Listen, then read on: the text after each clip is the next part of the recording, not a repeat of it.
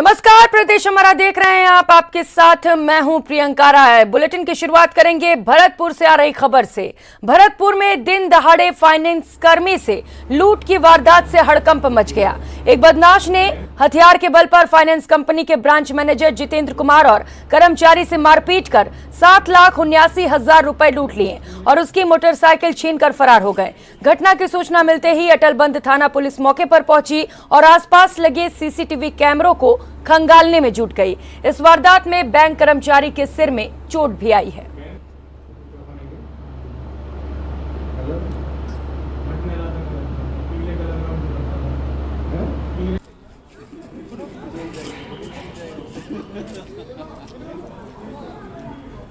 Inclusion limited Indira colony Bharatpur के कर्मचारी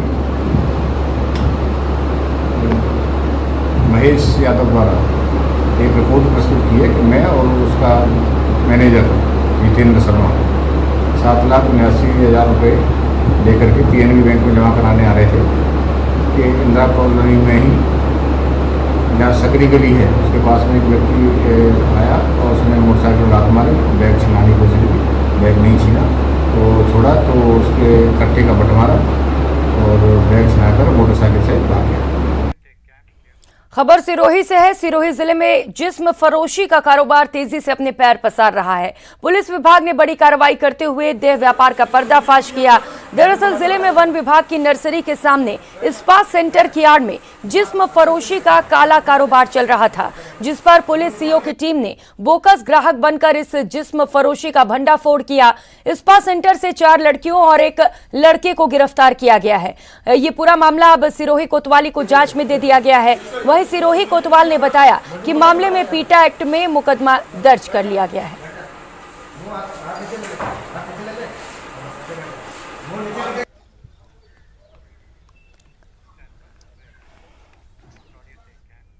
और कर लेते हैं बड़ी खबर का। ऑक्सीजन प्लांट में ब्लास्ट हुआ है। गणगौरी बाजार अस्पताल के ऑक्सीजन प्लांट में ब्लास्ट हो गया। जलदाय मंत्री डॉक्टर महेश जोशी सूचना मिलते ही मौके पर पहुंचे और मौका मुआयना किया तो ऑक्सीजन प्लांट में हादसे की उन्होंने जानकारी भी ली। अस्पताल अधीक्षक और अन्य डॉक्टर सहित अधिकारी भी मौके पर मौजूद हैं। डॉक्टर महेश जोशी ने अस्पताल प्रशासन को दिशा निर्देश दिए हैं। ऐसे हादसों की पुनरावृत्ति रोकने के लिए विशेष दिशा निर्देश जारी किए गए। अस्पताल प्रशासन ने प्लांट को तुरंत व्यवस्थाएं सुचारू करने के प्रयास भी शुरू कर दिए हैं। ऑक्सीजन प्लांट में हुए ब्लास्ट में जान माल का नुकसान नहीं हुआ है।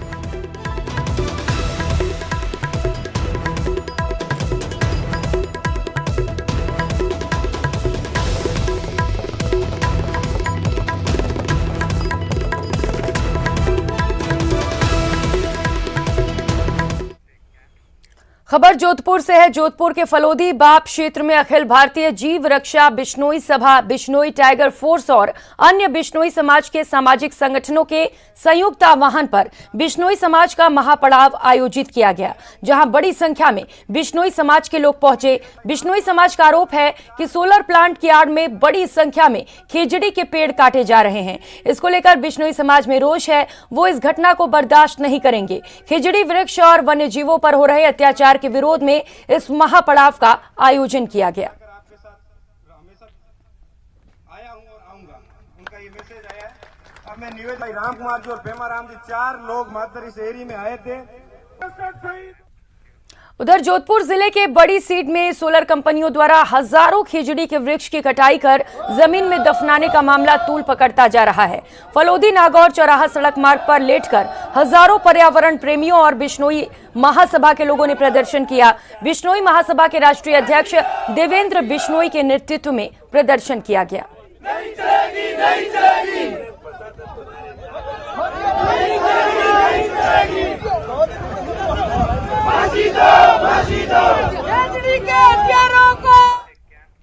इस साल समय से पहले आई गर्मी की मार से खेजड़ी का पेड़ अपने फल को तरस गया।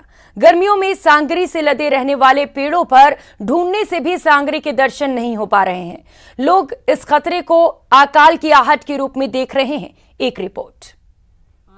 तोड़े मंगवा दो जीवन की सांग बेऊ मारो लाल बस परदेसी। ये वो खेजड़ी है जो जेठ में भी हरी भरी रहती है। ऐसी गर्मी में जब रेगिस्तान में जानवरों के लिए धूप से बचने का कोई सहारा नहीं होता, तब ये छाया देती है। जब खाने को कुछ नहीं होता, तब ये चारा देती है। इसके फल सांगरी की सब्जी स्वाद प्रेमियों के सिर चढ़कर बोलती है। अगर खेजड़ी को राजस्थान की आर्थिक, सामाजिक और सांस्कृतिक धरोहर कहा जाए तो कतई गलत नहीं होगा। यही वजह है कि खेजड़ी मरुभूमि के गीतों, लोकोक्तियों और कहानियों का हिस्सा रही है। अरे ओस जी मन सांगरी, अरे ओस जी मन तोड़े, मंगवा दो जीवन की सांगरी। जब जब मरुधरा पर कुदरत का कहर बरपा, तब तब खेजड़ी ने आगे बढ़कर उसे उबारा।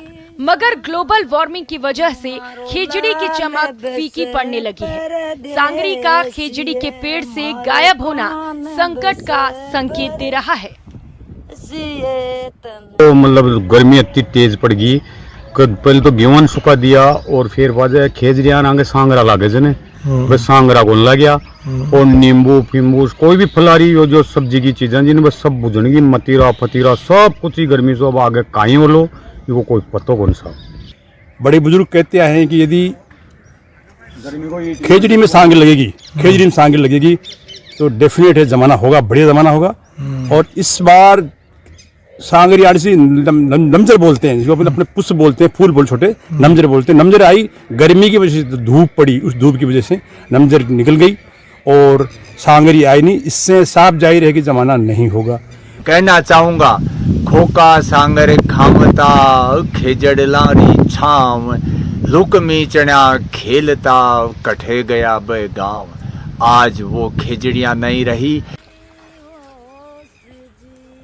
रेगिस्तान में जब भी कुदरत की मार पड़ी तो खेजड़ी ने इंसाफ को संबल दिया। मगर इंसान ने कभी भी सदियों पुराने कुदरत के इस नायाब तोहफे की कद्र नहीं की। बस जोधपुर के खेजड़ी के एक उदाहरण को छोड़ दिया जाए तो इंसान शायद ही कहीं खेजड़ी को बचाने के लिए आगे आया हो। पिछले 3-4 दशक में खेजड़ी के करोड़ों पेड़ काट दिए गए हैं। इससे रेगिस्तान का इकोसिस्टम गड़बड़ा गया है। खेजड़ी को राजस्थान में राज्य वृक्ष का दर्जा दिया गया है। ये न केवल सांगरी देती है, बल्कि इसका गोंद भी बहुत स्वादिष्ट होता है। इसकी हरी पत्तियों से मवेशी अपनी भूख मिटाते हैं। और यही नहीं, जब छपनी अकाल पड़ा था तो हमारे बुजुर्गों ने इसकी छाल को पानी में घोल घोल कर अपनी भूख मिटाई थी। इसलिए कहा जा सकता है कि खेजड़ी एक पेड़ नहीं, बल्कि हमारी जिंदगी का एक हिस्सा रहा। खेजड़ी के पेड़ से गायब हुई सांगरी ने इंसान के लिए खतरे की घंटी बजा दी है। अब उस मौसम के फिर साजगार होने की उम्मीद में खेजड़ी अगले साल का इंतजार करेगी। धरती पर सूरज की तपिश कम होगी और मौसम अनुकूल होगा, तभी सांगरी दिखेगी। नहीं तो पेड़ का अस्तित्व भी खतरे में पड़ते ज्यादा साल नहीं लगेंगे। जलवायु परिवर्तन से पूरी दुनिया चिंतित है। इसके साइड इफेक्ट्स दिखना शुरू हो गए हैं। सबसे ज्यादा मार प्राकृतिक वनस्पति पर पड़ी है और इसने सबको हिलाकर रख दिया है। वक्त रहते इंसान चेत जाएगा और चीजों को कंट्रोल करना सीख जाएगा तो हालात पर काबू पाया जा सकता है, नहीं तो दुनिया बहुत कुछ खो देगी। बाबूलाल धायल, न्यूज 18, जयपुर। और अब बात आरक्षण पर आर पार की। सैनी समाज का आरक्षण को लेकर आंदोलन लगातार जारी है। भरतपुर में आगरा नेशनल हाईवे भी जाम है, इंटरनेट पर भी पाबंदी है। चौथे दिन भी मांगों को लेकर सैनी समाज ने हाईवे पर डेरा डाले रखा है। सरकार से एक मांग 12% आरक्षण दो।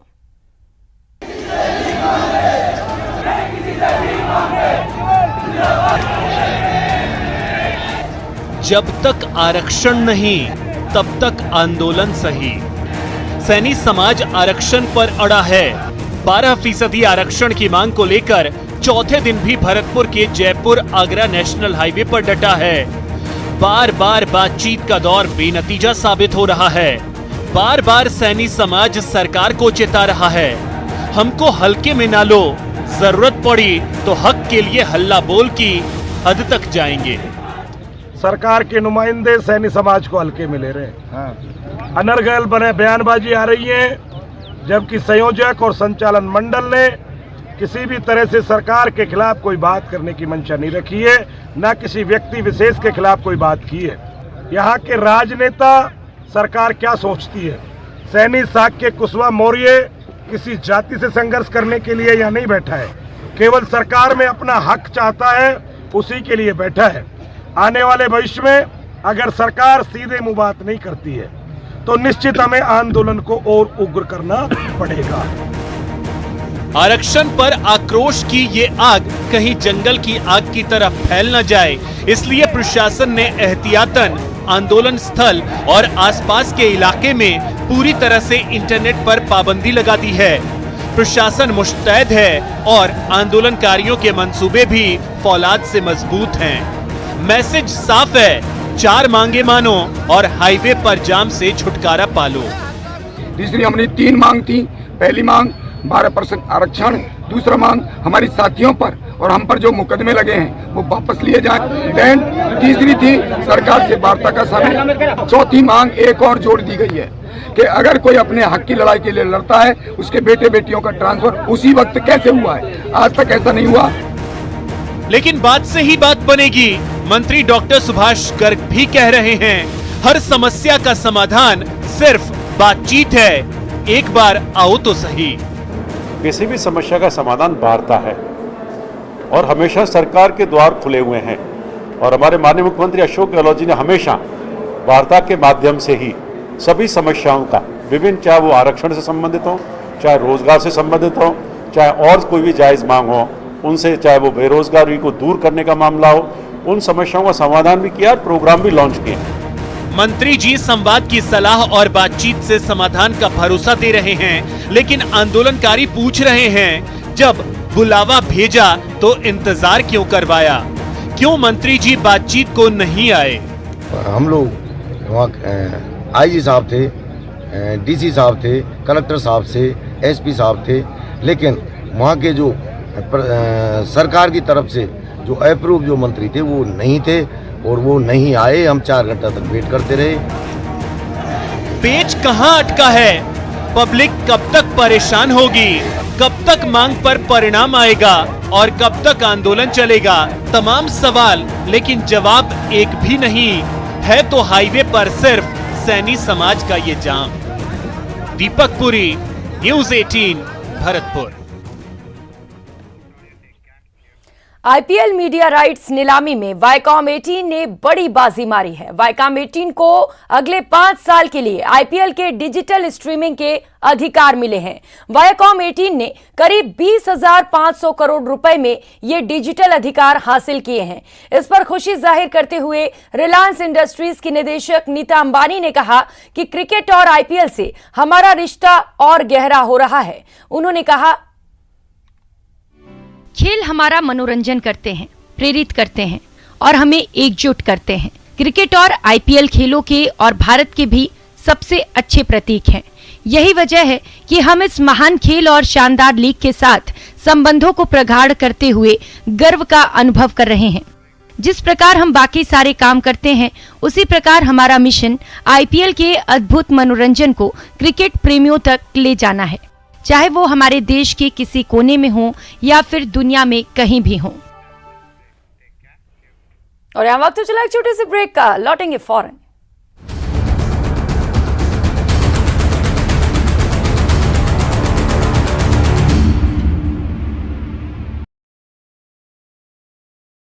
सहित 4 गांव के लोग लामबंद हो चुके हैं। आज सवेरे से प्रदर्शन किया जा रहा है, लेकिन बजरी माफिया को पनाह देने वाला यहाँ का खनिज विभाग के वो अधिकारी है, उनके पास कोई जवाब भी नहीं है। गुस्सा फूटा है, हंगामा बरपा है, किसान काफी नाराज हैं और पुलिस परेशान।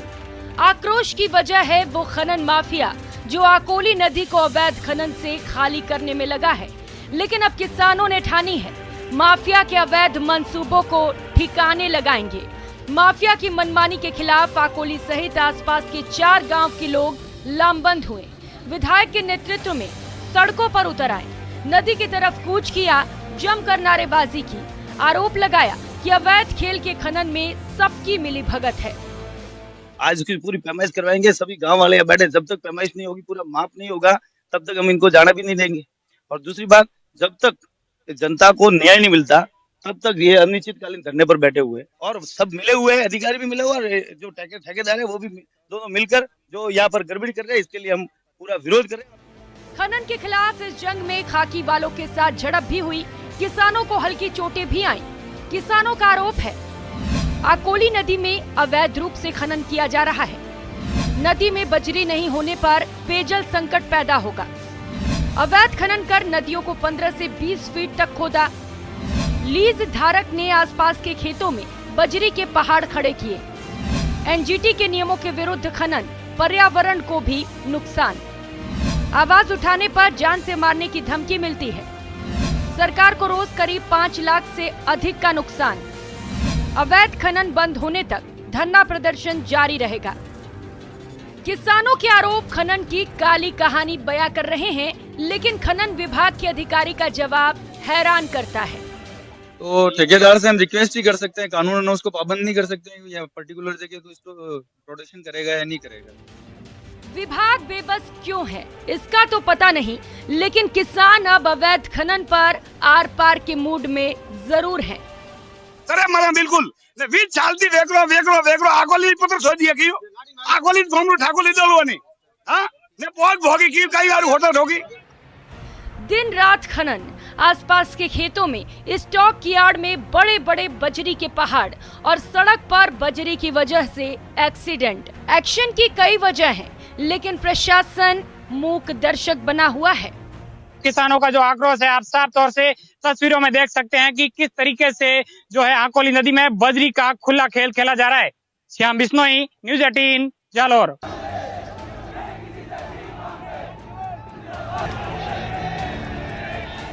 जब तक आरक्षण नहीं तब तक आंदोलन सही।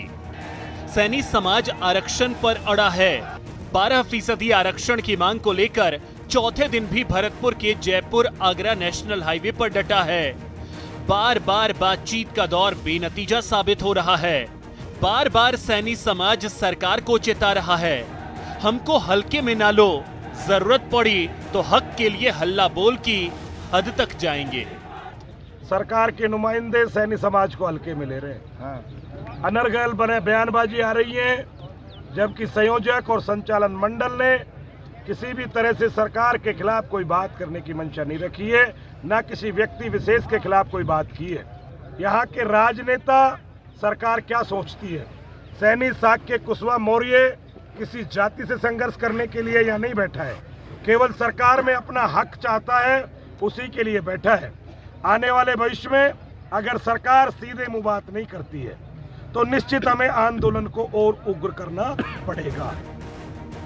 आरक्षण पर आक्रोश की ये आग कहीं जंगल की आग की तरह फैल न जाए, इसलिए प्रशासन ने एहतियातन आंदोलन स्थल और आसपास के इलाके में पूरी तरह से इंटरनेट पर पाबंदी लगा दी है। प्रशासन मुस्तैद है और आंदोलनकारियों के मंसूबे भी फौलाद से मजबूत हैं। मैसेज साफ है, 4 मांगे मानो और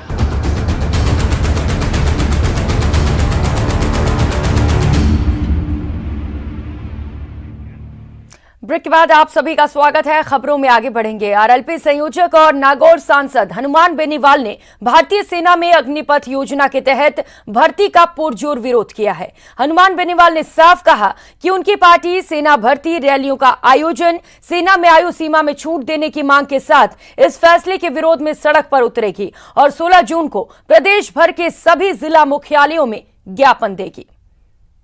अंदर सरकार पुनर्विचार करे, चूंकि राष्ट्रीय लोकतांत्रिक पार्टी जवान और किसानों की पार्टी है, इसलिए हमने निर्णय किया है कि कल पूरे राजस्थान के जिला मुख्यालयों पर आरएलपी के नौजवान दिल्ली के इस निर्णय के खिलाफ बड़ा आंदोलन करेंगे, बड़ा प्रदर्शन करेंगे और आवश्यकता पड़ी तो हम संसद की ओर कूच करेंगे। लोकसभा का जो सत्र चलेगा उसमें विरोध करेंगे और पूरे देश के अंदर इस आंदोलन को किस तरह मजबूती से लोकतांत्रिक तरीके से रूप दिया जाए, इसको लेकर हम विचार कर रहे हैं। उधर अपनी मांगों को लेकर बेरोजगार राजधानी जयपुर के शहीद स्मारक पर लगातार महापड़ाव पर बैठे हैं। बेरोजगार एकीकृत महासंघ के उपेंद्र यादव ने कहा कि सरकार जब तक हमारी मांगे पूरी नहीं करेगी महापड़ाव पर बैठे रहेंगे और अब उग्र प्रदर्शन भी करेंगे। बता दें कि मंगलवार को सरकार के साथ 2 दौर की वार्ता भी विफल रही। राजस्थान के अशोक गहलोत सरकार से नाराज राजस्थान का बेरोजगार जयपुर में जुटा हुआ है और जयपुर के शहीद स्मारक पर महापड़ाव डाले बैठा है। राजस्थान के गांव ढाणी से जयपुर पहुंचा बेरोजगार।